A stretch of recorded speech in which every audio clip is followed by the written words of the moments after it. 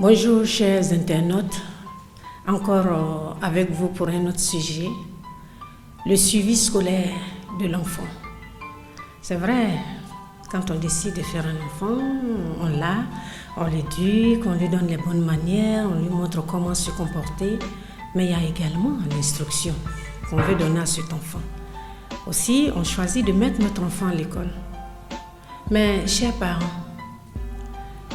quand vous décidez de mettre votre enfant à l'école, vous n'allez pas déposer votre enfant comme on met quelque chose dans un dépotoir et ne plus y mettre les pieds. C'est la coéducation. Quand je vais dans une école, il faut qu'on sache qui est le parent de l'enfant. Combien de parents qui regardent cette vidéo ont le numéro de l'école, de l'instituteur de leur enfant ou de l'éducateur? Parce que quand on confie son enfant quelque part, on prend parfois, ou souvent même, des renseignements sur son travail, sur son assiduité, sa ponctualité. Nous sommes dans une société avec les TIC où on n'a plus besoin peut-être de se déplacer, on peut communiquer n'importe comment, à n'importe quel moment avec les éducateurs de notre enfant. Aussi, parler de suivi scolaire de l'enfant, c'est permettre aux parents de vivre la relation scolaire, la vie. C'est pourquoi on parle de vie. Il ne faut pas seulement être des parents notes de classe. Tu as eu combien? Quelle est ta moyenne? Ça, c'est une pauvreté relationnelle avec son enfant. Parce qu'à l'école, l'enfant s'est fait des amis. Quand je demande à mon enfant, qui est ton ami? Il dit un nom. 1 semaine, 2 semaines après, je lui demande, qui est ton ami? Je veux voir s'il a le même ami, s'il y a une stabilité relationnelle dans ce qu'il vit à l'école. Il me dit non, il dit X. Hier, il avait dit X, aujourd'hui, il dit Y. Mais je dois me dire, pourquoi tu as laissé X et aujourd'hui tu es avec Y? Ah, papa, il est violent, ou bien il m'a fait ça. Et à l'école, comment les grands sont avec vous? Donc, en discutant même avec mon enfant, j'essaie de comprendre dans quelle ambiance, dans quel environnement il passe le plus de temps. Parce que quand on dépose un enfant le matin, il passe plus de temps à l'école. On revient à 20h, peu de temps après, vous voyez que votre enfant dort. Donc, suivre le travail d'un enfant, ce n'est pas attendre 3 mois pour voir un bulletin et puis s'arracher les cheveux, crier comme si c'était un accident. Où étions-nous parents quand l'enfant a commencé le premier jour jusqu'à l'arrivée du bulletin? Mais un enfant qui n'a pas réussi à l'école, un enfant qui ne croit pas en son avenir, mais si vous êtes en train de construire tout ce que vous êtes en train de chercher, puis vous n'avez pas le temps de suivre votre enfant, qui est votre première richesse, qui est la matière première de votre vie, mais demain, comment il va gérer ce que vous êtes en train, qui prend tout votre temps, tout ce que vous êtes en train de gérer aujourd'hui et qui fait que vous ne vous occupez pas de sa scolarité? Mais il va vendre tout cela et votre travail n'aura servi à rien. C'est vrai, aujourd'hui il y a une nouvelle mode. Quand on parle de suivi scolaire de l'enfant, on prend un répétiteur et puis on pense que c'est fini, le répétiteur me remplace. Mais l'enfant, il vous appartient d'abord. Et puis le répétiteur, c'est une béquille, c'est une aide. C'est vous qui payez la scolarité. Demain, on dira l'enfant d'un tel, pas l'enfant du répétiteur, a redoublé ou bien n'a pas réussi sa vie scolaire. Attends. Mais le répétiteur vient de manière ponctuelle. Et c'est parce que le répétiteur, on lui a donné tellement de pouvoir qu'aujourd'hui même, on peut dire les difficultés scolaires, je dirais même que beaucoup d'échecs scolaires viennent de l'incompréhension du rôle réel du répétiteur. Quelqu'un qui vient 1 heure ou 2 heures par jour ne peut pas faire un travail efficace. Les enfants refusent aujourd'hui de travailler quand le répétiteur n'est pas là. Mais alors que lui, il vient simplement pour harmoniser tout ce qu'eux, ils ont appris en son absence, et les difficultés qu'il y a pour les aider à comprendre. Ah, j'ai étudié ça, je ne comprenais pas. Lui, il vous aide.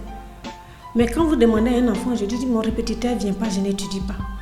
Et le parent n'est pas capable.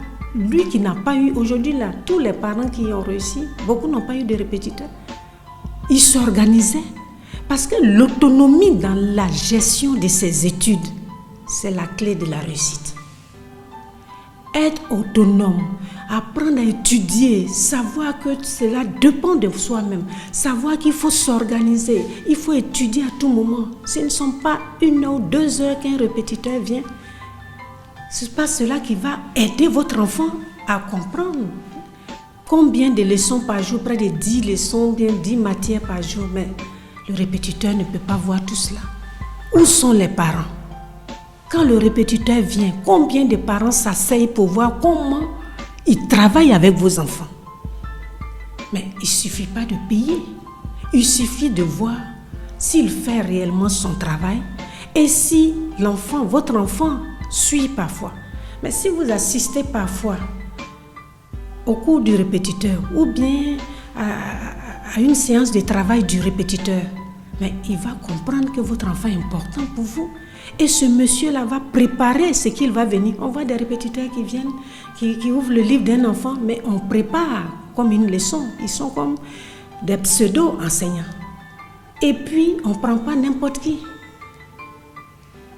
Est-ce que la personne que je prends, si j'ai une fille de 18 ans, je ne prends pas un répétiteur de 18 ans parce qu'il est premier dans sa classe, parce que c'est des adolescents et je me dis, attention, la proximité peut créer autre chose. Mais tout cela, on le met dedans. Donc, le suivi est très important. Il ne suffit pas de mettre les enfants dans des écoles chères.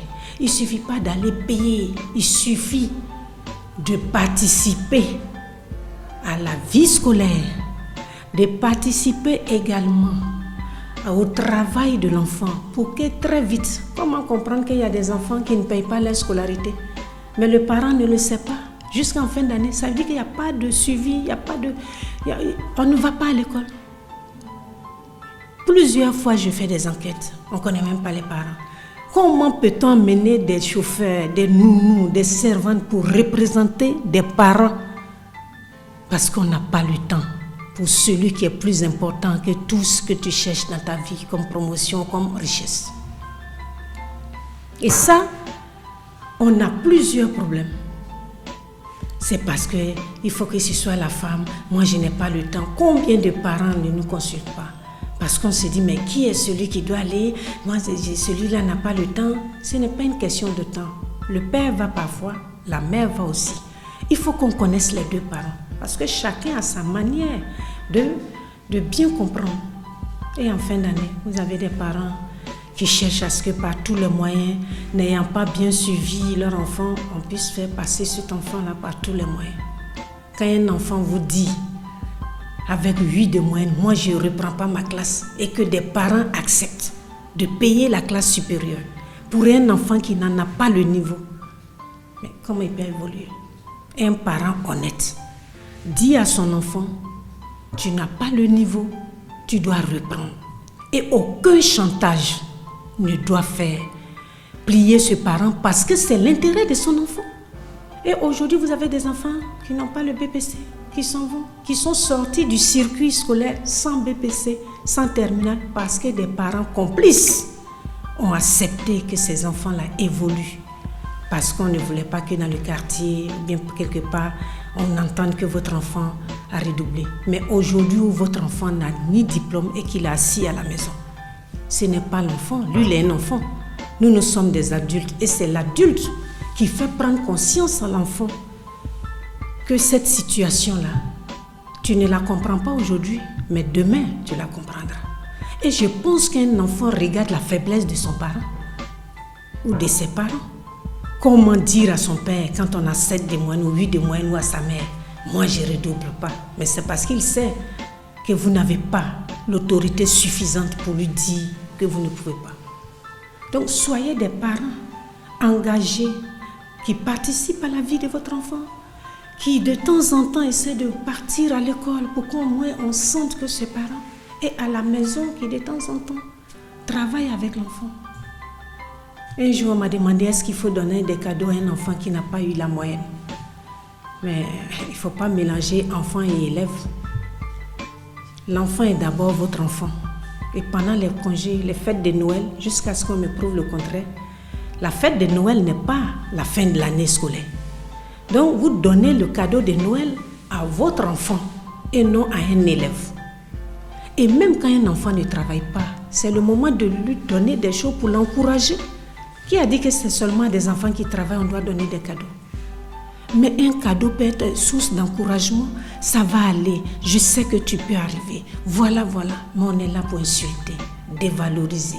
Les notes sont devenues les éléments d'évaluation de notre amour pour notre enfant. Quand un enfant travaille bien, on l'aime. Quand un enfant en difficulté, on le rejette. Mais non. Quelle est ma part? Je voudrais que tout parent se demande quelle est ma part de responsabilité dans la difficulté scolaire de mon enfant. Ai-je été présent? Pas présent? Absent? Ce faisant, chacun va prendre sa part de responsabilité. Et chacun va pouvoir comprendre qu'un enfant, ce n'est pas seulement je te donne tout, le matériel, c'est vrai. Mais aller au-delà pour lui donner ce qui est important, notre présence, notre compréhension et notre tolérance, pour que l'enfant, même dans sa vie scolaire, sente que le parent l'accompagne, mais n'est pas un objet de pression ni de stress qui ne sont pas importants pour la réussite. Et en cela, chers parents, votre enfant est votre enfant. Un répétiteur ne vient que pour par moment. Impliquez-vous dans l'aide apportée à votre enfant. Allez à l'école. On n'est pas supérieur aux enseignants de vos enfants. Ne soyez pas, quel que soit votre titre, celui qui donne le savoir, qui permet à votre enfant d'acquérir le savoir, mérite votre considération. Ainsi, on ne sera pas surpris en fin d'année de voir que l'enfant n'a pas payé sa scolarité, de voir qu'il ne partait jamais à l'école, parce qu'on a toujours été avec lui dans chaque moment, jusqu'à arriver à un moment. Je vous remercie. Et surtout, l'enfant est notre enfant et aidons-le à réussir. Mais l'école n'est pas la seule voie de réussite. Si des enfants ont des difficultés, essayons de voir autre chose pour eux. Cela est important également.